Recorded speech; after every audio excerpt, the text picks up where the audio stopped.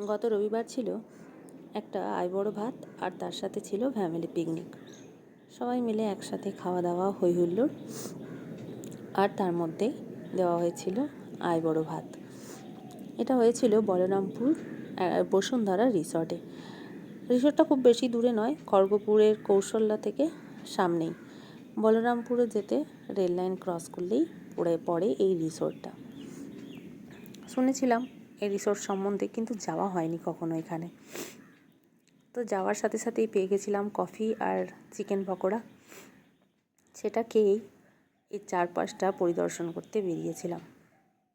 বেশ সুন্দর একটা জায়গা, একদম গ্রামীণ একটা পরিবেশ, শান্ত আর নিরিবিলি।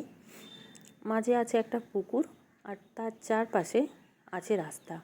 আর এরকম ছোট ছোট কটেজের মতো করে বানানো আছে, এসিও আছে এর মধ্যে দেখলাম।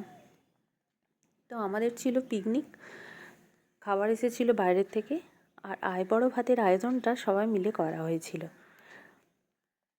একটা খাওয়া দাওয়া, তার সাথে আইবড় ভাত। আর এই রিসোর্টের ভেতরে ছিল একটা মন্দির, বেশ সুন্দর মন্দিরটা। সব কিছু ঠাকুরই এখানে ছিল, বেশ ভালো লাগলো দেখে। তারপর আমি ঘুরতে ঘুরতে দেখলাম এখানে একটা বেশ বড় রেস্টুরেন্ট আছে, কিন্তু সেদিন যেহেতু পিকনিক হচ্ছিল, ভেতরে খাওয়া দাওয়া চলছিল, গেম চলছিল, তাই আর ভেতরে ঢুকতে পারলাম না। পুকুরের চারপাশটাই ঘুরে এলাম। এখানে সারা দিন টাইম কাটানোর মতো বেশ অনেক কিছুই আছে। এর মধ্যেই চলছিল আমাদের আইবড় ভাতের আয়োজন। দেখতেই পাচ্ছ কত কিছু আয়োজন করা হয়েছিল। সব বন্ধুরা মিলে এই আয়োজন করেছিল। আর চলছিল আশীর্বাদ পর্ব। তারপর আমাদের খাওয়া দাওয়া,